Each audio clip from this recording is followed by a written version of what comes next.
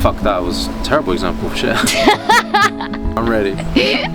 Self-doubt kills dreams more than failure ever could. And what do you mean by that?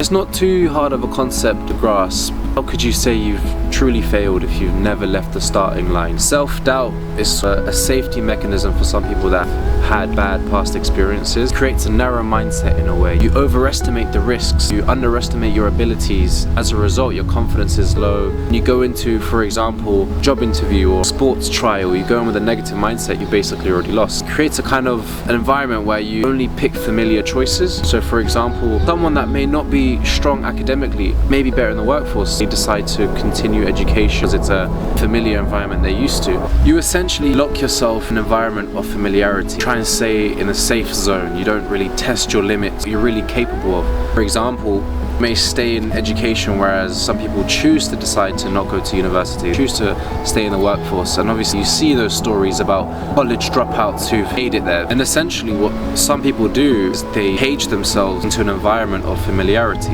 What I mean by that is they kind of choose familiar choices. Maybe not on purpose, but they tend to do it. They tend to stay in their comfort zone. For example, me personally, I may tend to stay at a job because, I'm familiar with the environment.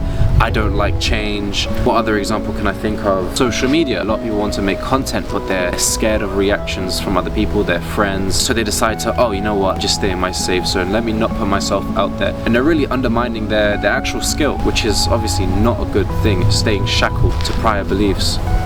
However, not all self-doubt is a bad thing. For example, too much no self-doubt leads to overconfidence. Self-doubt or some self-doubt. A healthy amount of self-doubt keeps you grounded in a sense. You evaluate risks, which is a good thing, so you're not blindly putting yourself out there. However, you don't want self-doubt to stop you from pursuing something. Even though there may be a chance of failure, there is success within that failure. You should see failure as information rather than an end point. Within failure, there is success, but it's your job to kind of power through that failure if you want it bad enough and reach that success in the end. Thank you so much for that. Thank you for having me. Bye.